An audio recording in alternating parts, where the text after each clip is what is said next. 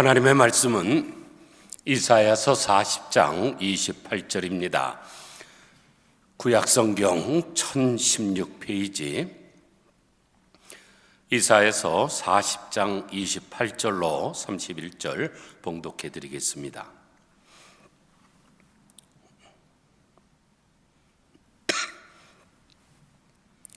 너는 알지 못하였느냐? 듣지 못하였느냐? 영원하신 하나님 여호와 땅끝까지 창조하신 이는 피곤하지 않으시며 곤비하지 않으시며 명철이 한이 없으시며 피곤한 자에게 능력을 주시며 무능한 자에게 힘을 더하시나니 소년이라도 피곤하며 곤비하며 장정이라도 넘어지며 쓰러지되 오직 여호와를 앙망하는 자는 새 힘을 얻으리니 독수리가 날개치며 올라감 같을 것이요 다른 박질하여도 곤비하지 아니하겠고 걸어가도 피곤하지 아니하리로다. 아멘.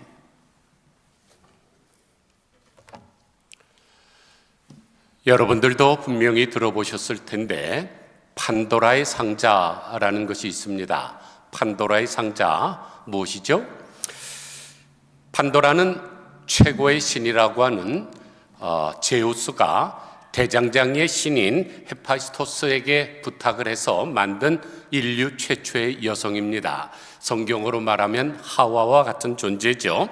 그런데 판도라는 모든 선물을 받은 여인이라는 뜻입니다.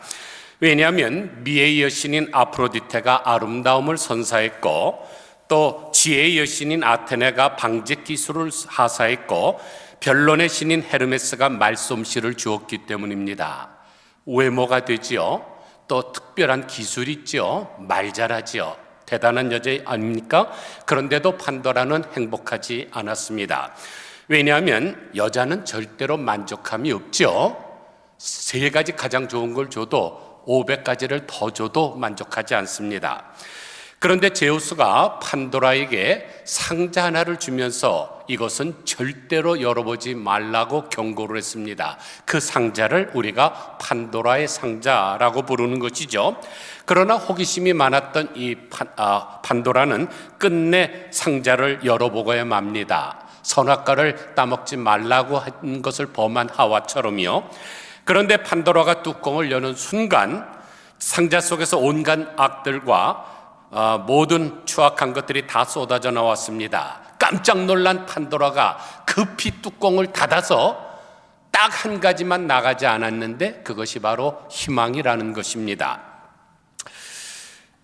비록 신하지만 재밌지 않습니까? 그러면 판도라의 상자의 마지막으로 남은 것이 희망이라는 것이 우리에게 무엇을 교훈해 줄까요? 인간은 아무리 어려운 상황 속에서 산다 할지라도 끝까지 희망은 있다는 것입니다. 그러므로 사는 그 자체가 희망이죠. 즉 생명이 있는 한 희망은 사라지지 않습니다. 특별히 우리 기독교에는 더 그렇죠. 우리는 이 땅에서뿐만이 아닙니다. 죽음 후에도 영원한 세계가 있다는 소망을 가진 사람들이기 때문입니다. 그런데 인간에게 있어서 이 희망만큼 중요한 것은 없습니다. 그래서 인간의 문제를 탐구하는 신학자들, 철학자들, 더 나아가서 과학자들까지도 인간에게 가장 필요한 것은 희망이라고 이야기하죠. 예를 들어서 신학자 폴 틸리는 희망은 인간에게 살아야 할 의미를 제공한다고 했으며 정신의학자 매슬로 박사는 희망은 인간의 가치관을 좌우한다고 했고 영국의 신학자 토마스 풀러는 위대한 희망이 위대한 인물을 만든다고 했고 미국의 엘리오트 W. 라이스 박사는 희망은 질병, 재앙, 죄악을 고치는 특효약이다 그랬습니다. 심지어 사회심리학자인 에릭 프롬, 여러분 잘 알죠? 사랑의 기술이라는 책을 쓴 사람. 이 사람은 인간을 딱 2단어로 정의를 했는데 호모 에스페란스, 이것은 인간은 희망을 가진 존재라는 뜻입니다. 이처럼 희망은 정말로 중요합니다. 그래서 성경은 단도직입적으로 이렇게 말씀합니다. 히브리서 6장 19절을 보니까 우리가 이 소망을 가지고 있는 것은 영혼의 닷 같아서 튼튼하고 견고하여 휘장 안에 들어가나니 그랬습니다.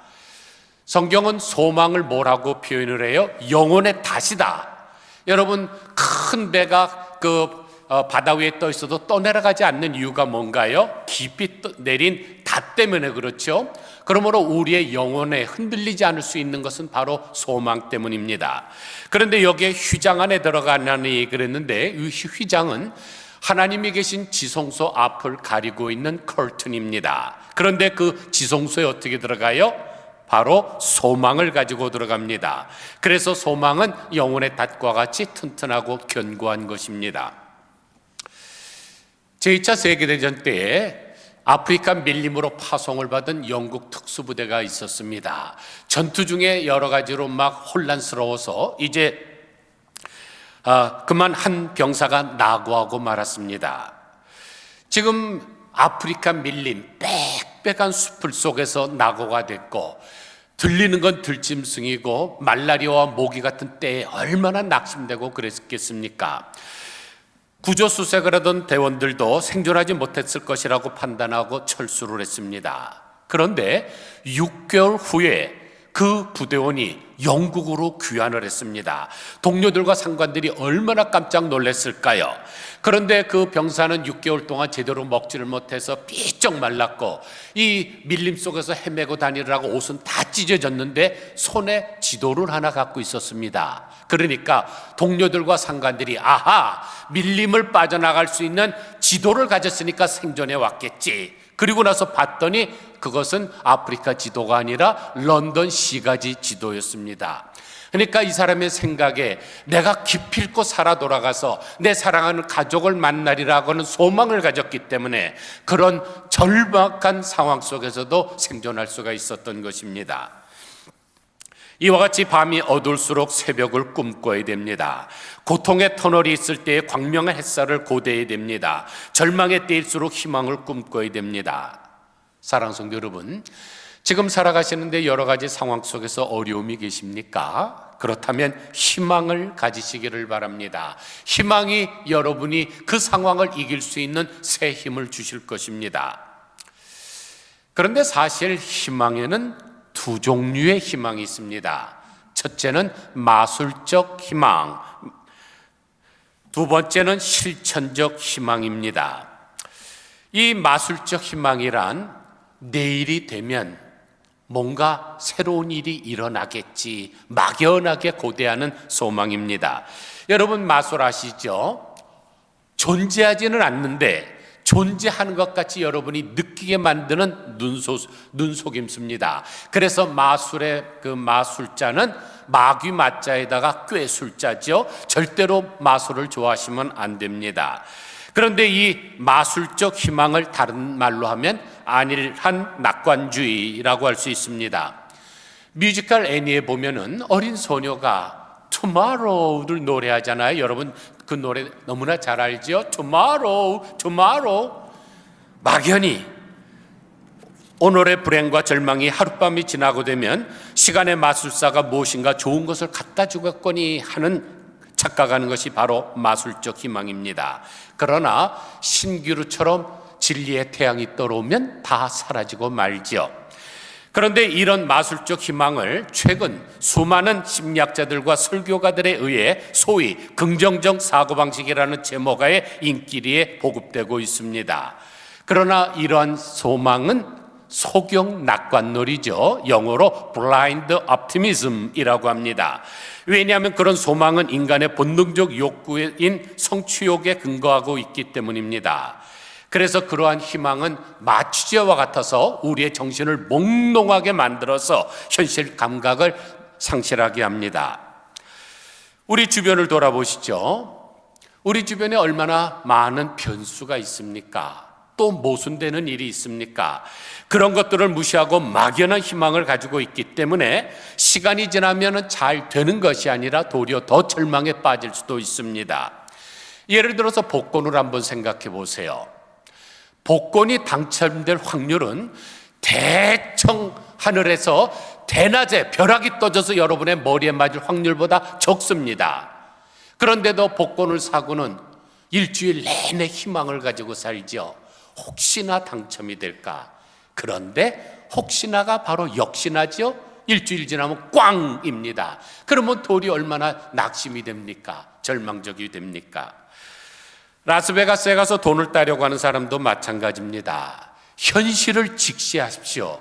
여러분, 라스베가스에서는 그 휘황찬란한 그 네온사인들 전기값, 거기서 일하고 있는 수십만 명의 직원들의 월급, 거기에 있는 기계들 돌아가는 경비들 다 어디서 나와요? 라스베가스에서 돈 따겠다고 목류병 환자처럼 끌려가는 사람들의 착각 어린 호주머니 돈입니다. 물론 가끔가다 기계가 떡밥을 주기도 합니다. 그래서 어떨 때는 좀 떨어지기도 하죠. 그래서 떨어지는 소리를 크게 하는 겁니다. 딸랑딸랑딸랑딸랑딸랑. 우리도 너희들에게 준다. 그러나 그것은 미끼에 불과하죠. 우리가 물고기를 잡기 위해서 미끼를 던지는 것처럼 그것은 떡밥입니다. 그런데 교회에서 특별 헌금을 하자고 하면은 200불짜리 수표를 쓰는데도 팔이 떨리는데도, 거기 가서는 500불 쓰는데도 아주 대범합니다. 용기가 충천합니다. 이제 우리는 실천적 희망을 가져야 됩니다. 이 실천적 희망은 반드시 일어나기 때문에 정직한 희망이라고 할 수 있습니다. 그런데 사도 바울은 희망은 쉽게 얻어지는 것이 아니라 막연한 것으로 이해하지 않고 상당한 과정을 거쳐 형성되는 것으로 설명하고 있습니다. 로마서 5장 1절을 보니까 우리가 믿음으로 의롭다 하심을 받았으니 우리 주 예수 그리스도로 말미암아 하나님과 화평을 누리자.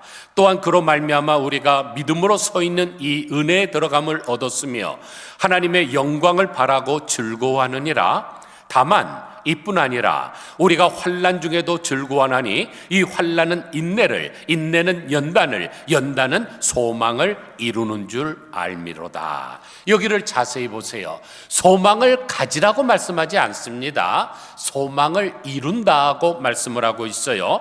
그 과정을 잘 보셔야 됩니다. 환난은 인내를 낳고 인내는 연단을 낳은 후에 소망이 생긴다는 것이죠.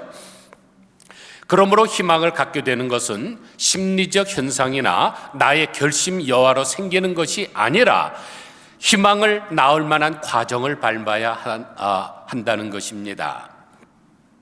이런 참 희망이야말로 우리에게 원천적인 힘을 주고 우리에게 참 기쁨을 주는 거죠. 신학자 폴 틸리의 말에 빌리면 in spite of hope, 즉 어떠한 상황 속에서도 효력을 내는 희망입니다. 이런 희망이야말로 정직한 희망이고 진정한 희망이고 실존적 희망입니다. 그런데 구약 성경에서 사용하는 이 소망, 이 희망이라는 단어가 참 재미가 있습니다. 소망이라는 단어를 히브리어로 티그바라고 하는데, 티그바는 꽈바라는 단어에서 유래했는데 서로 꼬아 연결시킨다는 것입니다. 그러니까 결국 소망이란 두 가지를 꼬아서 만드는 끈입니다. 즉 소망이란 하나님과 내가 서로 꼬아져서 하나가 되는 것을 말합니다. 이것은 마치 자궁 속에 있는 태아가 어머니와 탯줄로 연결되는 것과 마찬가지입니다. 그런데 태아는 어머니의 탯줄에 연결되기만 하면 아무것도 할 필요가 없습니다. 아기가 뭐 난리 용을 쓰고 기를 써서 뭘 합니까? 때를 따라서 어머니가 계속 피를 공급하고 영양분을 공급하는 거죠. 마찬가지로 우리가 하나님과 소망으로 연결될 때 우리는 모든 것을 공급받으며 살게 됩니다. 그래서 찬송가 380장 가사를 보면 나의 생명 되신 주님 앞에 나아갑니다. 주의 흘린 보혈로 정케하사 받아주소서. 날마다 주를 찬송하겠네. 주의 사랑의 줄로 나를 굳게 잡아 매소서. 그런데 여러분이 잘 아시는 대로 여리고성에 기생이었던 라합이 정탐꾼을 보호해주고 나서 그 다음에 그들이 간 후에 자기의 창문에 내렸던 그 붉은 줄, 그게 바로 티그바입니다. 여호수아서 2장 1절을 보니까 정탐꾼들이 라합에게 이르되 내가 우리에게 서약하게 한 이 맹세에 대하여 우리가 허물이 없게 하리니 우리가 이 땅에 들어올 때에 우리를 달아내린 창문에 이 붉은 줄을 매고 내 부모와 내 형제와 내 아버지의 가족을 다 내 집에 모으라. 라합이 이르되 너희의 말대로 할 것이라 하고 그들을 보내어 가게 하고 붉은 줄을 창문에 매니라. 이스라엘 백성들이 40년 광야 생활을 마치고 이제 젖과 꿀이 흐르는 약속의 땅에 들어가기 전에 먼저 그 땅을 정탐하기 위해서 정탐꾼들을 파송을 합니다. 근데 그들이 처음 찾아간 것이 바로 성벽 우에 있는 라합의 집이죠.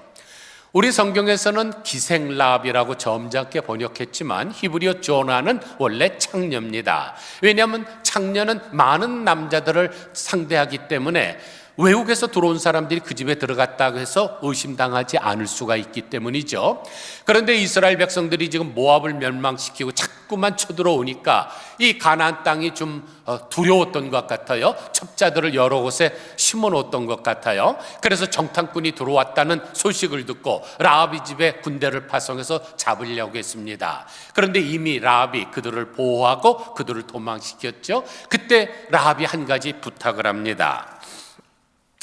당신들이 이 땅에 점령하러 들어올 때에 내가 행한 선행을 기억해달라. 그러자 정탐꾼이 우리가 이 땅에 들어올 때에 우리를 달아내린 창문에 이 붉은 줄을 메고 내 부모와 형제와 내 아버지의 가족들을 다 내 집에 모으라 그랬습니다. 그 붉은 줄, 그게 바로 티그마, 바로 소망이라는 뜻입니다. 그러니까 소망을 가지고 기다리니까 어떻게 돼요? 이스라엘 백성들이 가나안 땅에 들어와서 그 땅을 점령할 때에 이 라합과 라합에게 속한 모든 가족들은 다 구원함을 받고 더 나아가서 이스라엘의 최고 성군이라고 하는 이 다윗의 고조 할머니가 됩니다. 그러면 왜 하필이면 붉은 줄을 맸을까요? 우리가 그냥 일반적인 상식으로 하면 눈에 잘 띄게 하기 위해서 붉은색을 썼다고 생각할 수 있지만은 성경에 기록된 말씀에는 1.1획도 의미가 없는 말씀이 없습니다. 왜냐하면 신묘막측한 하나님께서 기록하신 말씀이기 때문이죠. 그래서 여기서 불다라는 단어가 샤니라는 단어인데 원래 의미는 피라는 뜻입니다. 출애굽기 12장에서 보면 유월절 사건이 나오죠. 거기서 어린 양을 잡아 그 피를 내가 거주하는 집의 문 설주와 임방에 바르라 그럴 때 그 피가 바로 샨입니다. 그러니까 붉은 줄을 히브리 말로 샤니 티그바인데 이 두 가지 단어를 합쳐보면 어떻게 되나요? 피로 이루어진 소망 또는 피로 이루어진 약속이라는 뜻입니다. 그러니까 라합의 집에 증표로 매달린 이 붉은 줄은 눈에 잘 띄라고 매달은 것이 아니라 피로 이루어진 약속이라는 영적인 의미를 담고 있습니다. 그래서 이 붉은 줄이 성경의 다른 곳에 3번 더 나오는데 첫 번째는 레위기 14장 2절에 나옵니다. 나병 환자가 정결하게 되는 날의 규례는 이러하니 곧 그 사람을 제사장에게로 데려갈 것이요 제사장은 진영에서 나가 진찰할지니 그 환자에게 있던 나병 환부가 나았으면 제사장은 그 정결함을 받을 자를 위하여 명령하여 살아있는 정결한 새 2마리와 백향목과 홍색실 즉 붉은 줄과 우술초를 가져오게 하고 제사장은 또 명령하여 그 새 하나를 흐르는 물 질그릇 위 안에서 잡게 하고 다른 새는 산채로 가져다가 백향목과 홍색실과 우술초와 함께 가져다가 흐르는 물 위에서 잡은 새의 피를 찍어 나병에서 정결함을 받을 자에게 7번 뿌려 정하다 하고 그 살아있는 새는 들에 놓을지며 그랬습니다. 여기에 지금 홍색실이 여러 차례 나오는데 바로 붉은 줄입니다. 여러분, 다른 병은 이 사람이 병에서 나았나 안 나았나를 진단하고 선포하는 것을 의사가 합니다. 그런데 오직 나병만은 제사장이 합니다. 왜 그럴까요? 영적인 의미 때문입니다. 나병의 특징이 뭡니까? 감각이 없다는 것이죠.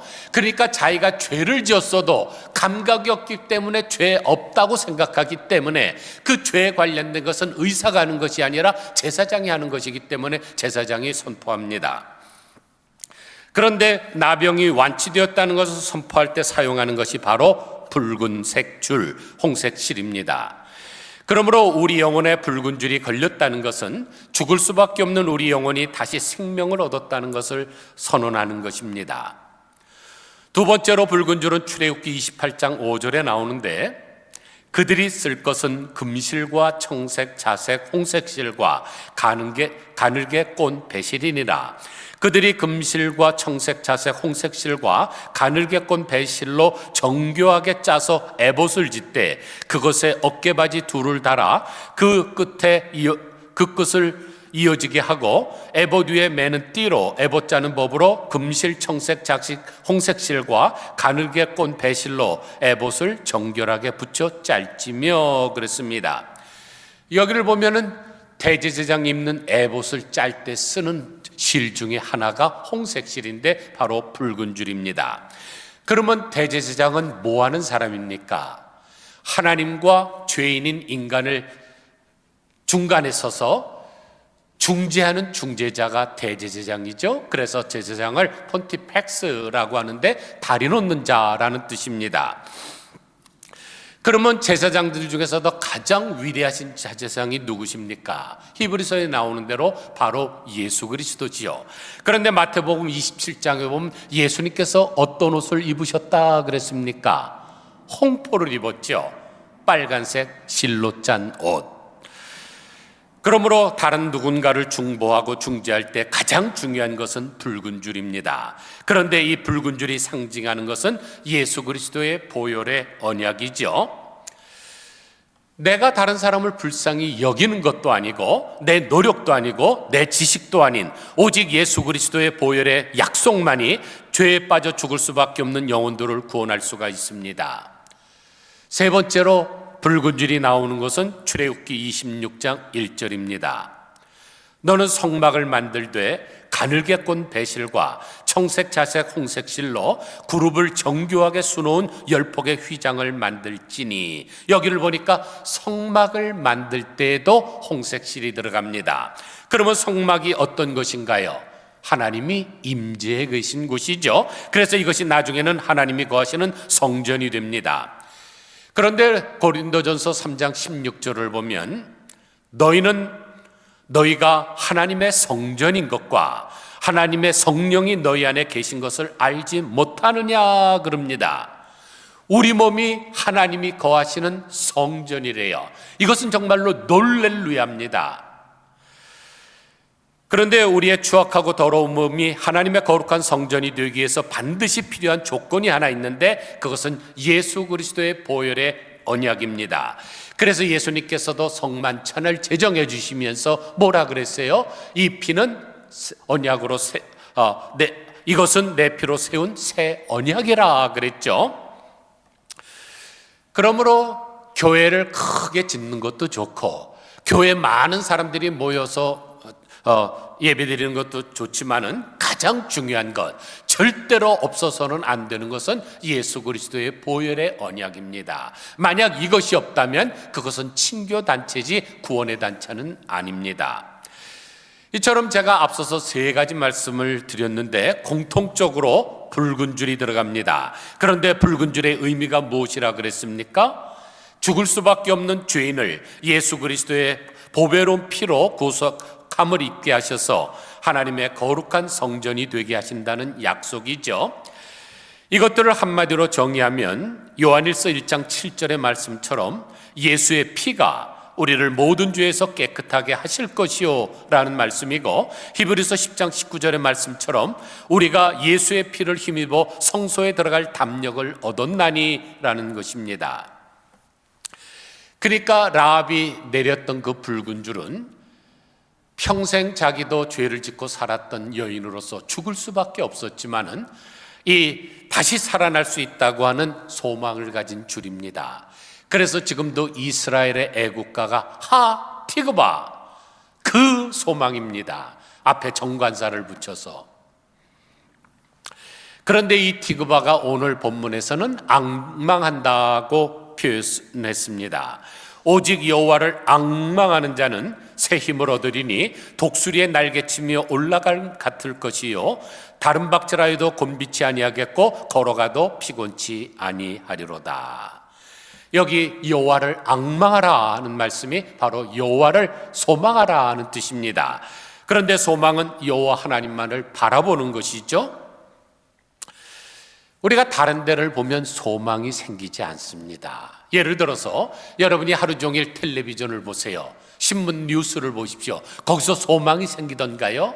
도리어 절망이 생기죠. 말세야 말세, 이런 말이 저절로 나오지 않습니까? 별의별 이상한 사건들도 많고, 북극의 한파가 어떻게 되고, 지금 사우디아라비아 메카에 바람이 불어왔는데 그냥 사람이 막 그냥 떠내려갈 정도로 막 강력한 바람이 불고, 또 호주에서는 국토의 절반 정도가 산불이 일어나고 이런 것들, 여러분 거기 소망이 생기던가요? 절대로 안 생깁니다.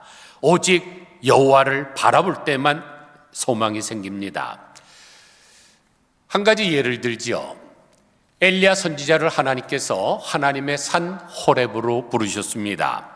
열왕기상 19장 8절을 보니까 이에 일어나 먹고 마시고 그 식물의 힘을 의지하여 40주 40야를 행하여 하나님의 산 호렙에 이르니라 그랬습니다. 그리고 바로 뒤에 9절부터 12절을 보면 호렙산 동굴에서 하나님의 세미한 음성을 듣고 다시 새롭게 거듭나는 이야기가 기록되어 있습니다. 여기서 재미있는 단어가 호렙이라는 단어죠. 하나님의 산 호렙, 그러니까 마치 여호와의 동산 같은 에덴과 같고 무릉도원과 같아서 거기에는 천사들이 춤을 추고 오곡백과가 만발한 것 같지만, 호렙이라는 뜻은 황량한, 물기가 없는 이라는 뜻입니다. 그러나 아무리 물기가 없고 황량한 곳이라 할지라도 하나님 앞에 나아가기만 하면 바로 거기는 하나님의 호렙이 되는 것입니다. 그래서 고라자손은 시편 42편 5절에서 내 영혼아, 내가 어찌하여 낭망하며 어찌하여 내 속에서 불안하여 하는고, 너는 하나님을 바라라. 그 얼굴의 도우심으로 인하여 내가 오히려 찬송하리로다 그랬고, 시편 39편 7절을 보면 다윗도 이렇게 고백합니다. 주여, 내가 무엇을 바라리요? 나의 소망은 주께 있나이다. 시편 62편 5절에서는 나의 영혼아, 잠잠히 하나님만 바라라. 대저 나의 소망이 저로 쫓아 나는도다. 그러므로 하나님의 백성들이 하나님을 바라보지 않고 다른 것을 바라보고 의지하는 것은 불신앙입니다. 하나님만 의지하셔야 됩니다. 그러면 하나님께서 우리에게 새 힘을 주시는데, 그 새 힘은 하나님이 주시는 힘입니다. 30절을 보면 소년이라도 피곤하며 곤비하며 장정이라도 넘어지며 쓰러지되 오직 여호와를 앙망하는 자는 새 힘을 얻으리니 독수리가 날개치며 올라감 같을 것이요 다른 박질하여도 곤비하지 아니하겠고 걸어가도 피곤하지 아니하리로다. 여러분 10대 소년들 보세요. 하루 종일 뛰어다니고 밤새 춤추고 놀아도 지치지 않지요. 원기가 왕성하기 때문에 그렇습니다. 그런데 그런 소년조차 피곤하고 곤비하다고 했으니까 그 지금 상황이 어떤 상황이에요? 너무너무 힘든 상황입니다. 또 장정이라도 넘어지며 쓰러지되라 그랬는데 여기 장정이라고 번역된 하우림이라는 단어는 선발된 자라는 뜻입니다. 지금 국가에서 전쟁이 일어나서 특수부대원들을 뽑았습니다. 아니면 다른 나라와 올림픽 경기를 하기 위해서 국가대표를 뽑은 사람들입니다. 그런 사람들은 정말로 체력이 왕성하죠. 그런데 이런 사람들이 넘어지고 쓰러질 정도의 그런 어려움에 처했습니다. 그런데도 여호와를 앙망하는 자는 어떻게 된다 그랬습니까? 독수리가 날개치며 올라간다. 그런데 원문에는 날개를 친다는 말이 없습니다. 여러분, 독수리를 우리가 하늘의 제왕이라 그러죠. 태풍이 불어오면 모든 새들은 다 둥지에 숨어서 그 시간이 지나가기를 바라고 있는데, 독수리는 저 높은 곳에 올라가서 유유자적하면서 세상을 돌아다니고 있습니다. 그때 독수리가 자기 힘을 써서 용을 써서 올라가나요? 아니죠. 상승 기류를 타고 그냥 쭉 올라가는 것입니다. 자기 힘으로 하는 것이 아니라 하나님이 주시는 새 힘을 가지고 하는 거죠. 만약 우리가 용을 쓰고 기 쓰고 산다고 이 세상에서 성공하고 승리한다면 기 안 쓸 사람이 어디 있습니까? 우리 모두 다 기 쓰고 여기까지 살아오지 않았습니까? 이제는 우리가 여호와를 앙망함으로 말미암아 하나님이 주시는 새 힘을 받아 살아야 됩니다. 그래서 찬송가 585장을 보면 내 힘만 의지할 때는 패할 수밖에 없도다. 힘 있는 장수 나와서 날 대신하여 싸우네. 이 장수 누군가? 주 예수 그리스도 만군의 주로다. 당할 자 누구랴? 반드시 이기로다. 이 찬송가를 가지고 마르틴 루터가 그 거대한 천주교와 대항해서 싸워 승리하고 종교개혁을 이루었습니다. 그런데 참 아이러니하게 내일이 바로 똑같은 이름을 가진 마르틴 루터 킹 목사님의 탄생일입니다. 그분이 항상 주장하던 것이 있죠. I have a dream. 이 I have a dream도 여호와를 앙망하는 사람이 가진 소망입니다. 아무쪼록 금년에는 나의 힘을 의지하지 마시고 오직 여호와를 앙망하심으로 예수 그리스도의 보혈의 언약의 줄로 엮여진 소망을 가지고 살아가는 우리 모두 다 되시기를 주님의 이름으로 간절히 축원드립니다. 기도하겠습니다. 하나님 아버지, 1517년 506년 전에